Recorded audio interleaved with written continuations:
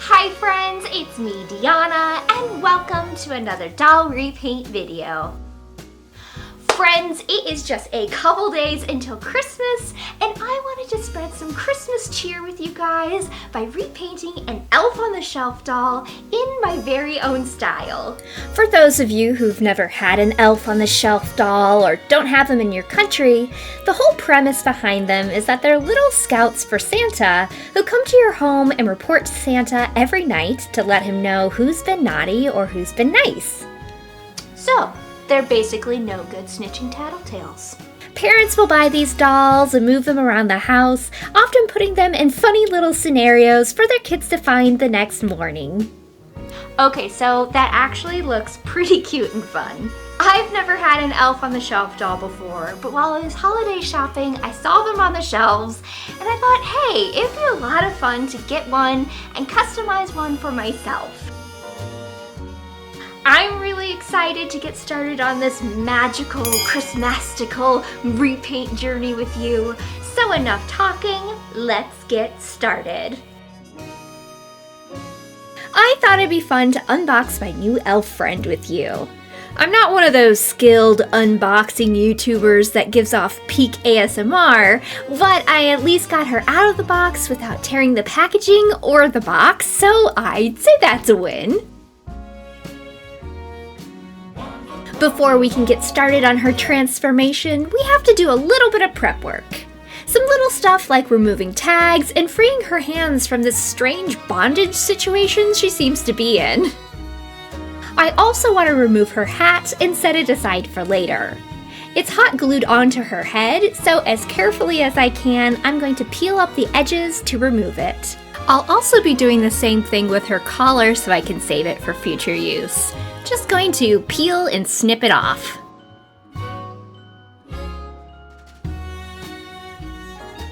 Next, I want to repaint her face in my own style, so I'm going to use some pure acetone to remove the old factory face paint. I wasn't sure how the plastic of this doll would react with the acetone, but it removed the paint without melting the plastic, which is always a good start. Although she does look a little cursed without any facial features. She's going to have a blank face for a little while longer still because today I wanted to start things off by giving her a festive Christmas outfit. Right now she just has a red bodysuit. Is it a bodysuit or is she naked? I can't really tell. Either way, today I will be constructing a dress out of this cute little Christmassy fabric. I used a pattern that was specifically for Elf on the Shelf dolls, but I either did something weird or the pattern was off because it ended up being too large and I had to modify things like the straps later. I'm really into adding lace to my outfits right now, and I think adding a lacy trim to the bottom of the dress will give the outfit some extra Christmas spirit. Now I'm attaching the bodice to the skirt of the dress, and later when I close up the back of the dress, I'll adjust it so it will have a tighter fit.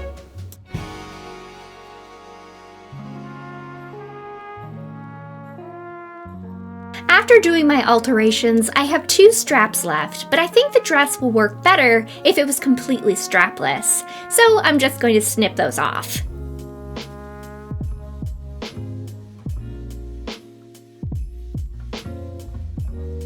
I think leaving the dress like this would look a little awkward, but luckily I set that little collar aside, so I'm just going to reattach it and it will hide the top of the dress.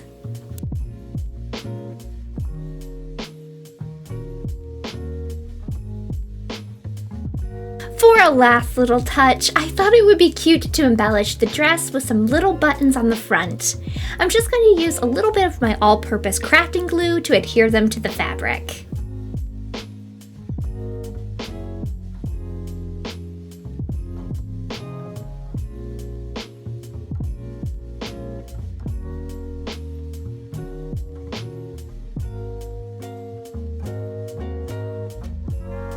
And before we can start repainting her face, I first have to give her 3 coats of sealant. This will provide a surface that will allow me to add pigments to the plastic of her head. I also stuffed her body into a sock to protect her brand new outfit from all the sealant and pigments I'll be using. Okay, on to repainting her face. Right now I'm adding red undertones, which admittedly is making her look even more cursed, but if you've been watching my channel for a while, then you know that I've jumped right into adding the different subdermal color zones. I'll also be adding blue and yellow areas to the face to give the skin more realistic coloring using soft pastels.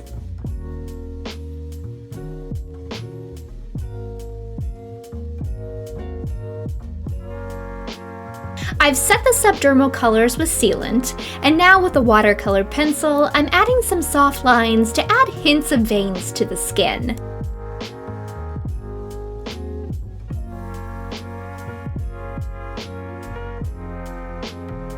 As you no doubt have noticed by now, I like to add different touches of realism to my doll's skin, and the next thing I'd like to do is add some soft freckling by spritzing on watered down acrylic paints.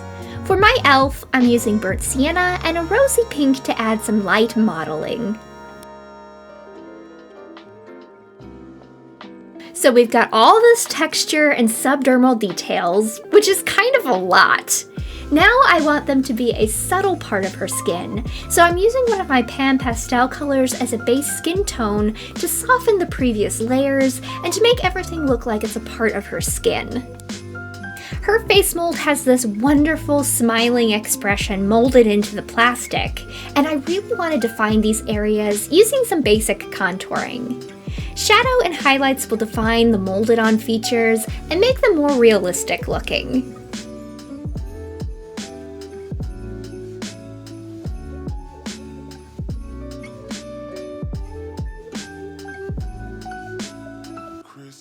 While I'm still working with soft pastels, I'm going to jump up to her hair and add some shadows. Right now she looks like she's wearing a helmet, but adding shading is a great starting point in making her hair look like it has some depth.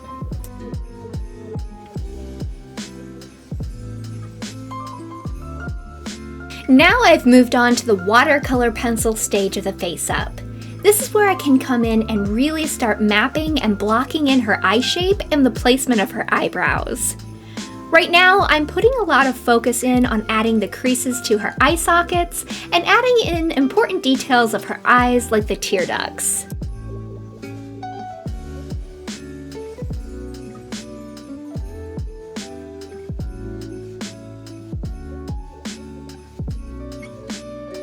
The original doll had blue eyes, so I'm going to give her blue eyes too. Right now, I'm blocking in the basic colors of the pupils, but I'll have to come back to them after giving the doll another coat of sealant. The sealant will allow me to build up more color on top of the pigment I'm applying here.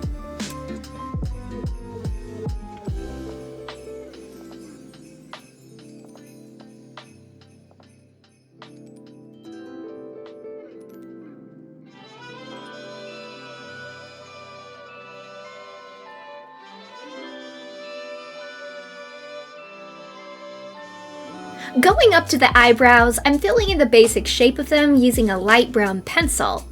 I chose brown to go with her hair, but to really get some dark defining lines, I'm going to use a black pencil.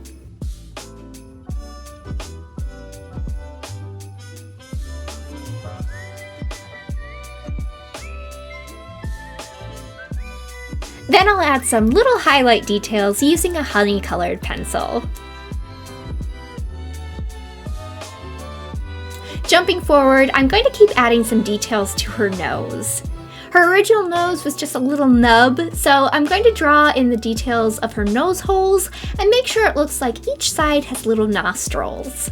I'll be doing this by making sure to define each nostril with shading and highlighting.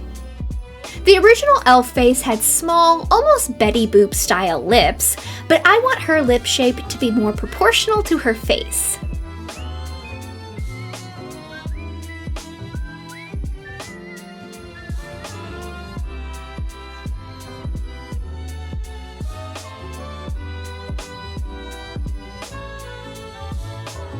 Going back up to the hair, I'm going to use a couple different shades of brown pencils to make her hair look like it has multi-tonal different strands of hair. I'm also making sure that I follow the part to make the strands look like they're sitting naturally on her head.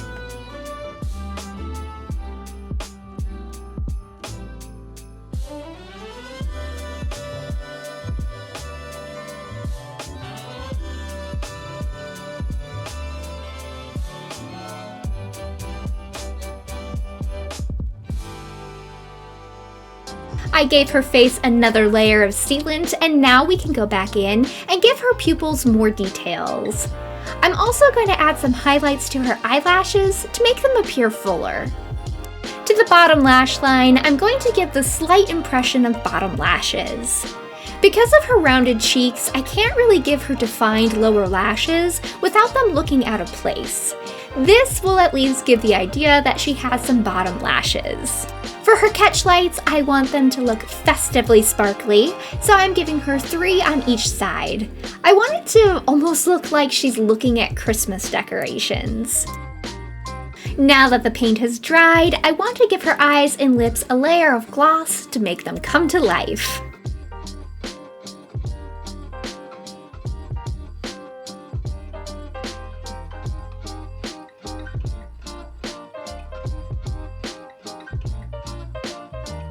We just have a few more final touches to add to our little elf friend, but first I'm gonna cut her out of her sock cocoon so she can be free and cause holiday chaos.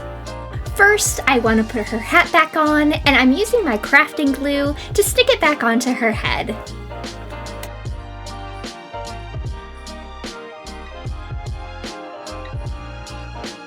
And for the last touch, she originally had earrings painted onto her ears, so I'm going to give her a new pair using some little red rhinestones.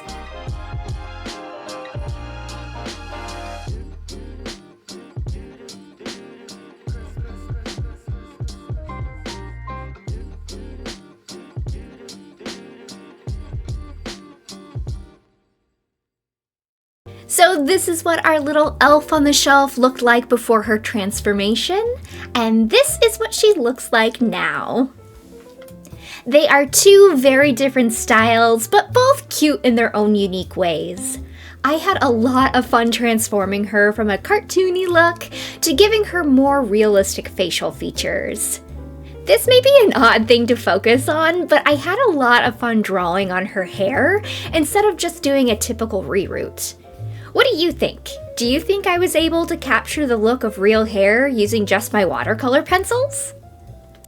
I think her dress turned out really cute and festive, even though I had to make some alterations to make it fit better. I'm still relatively new to sewing, so there was a little bit of a learning curve when having to make alterations on the fly like that. I'm so glad I decided to give this repaint a shot, because now I have my own unique elf scout that I can incorporate into my own Christmas traditions. And of course, I want to know what you think of our little elf friend, so please let me know in the comments what you think. And if you haven't already done so, be sure to spread some holiday cheer and subscribe to my channel. Okay, my elf scout has to go report to Santa on whether I've been naughty or nice, but I just wanted to wish you happy holidays and a happy new year. See, that was nice, right? And I will see you next time with another doll repaint video. Bye! Are you a lovely little bunny? Can you say happy holidays?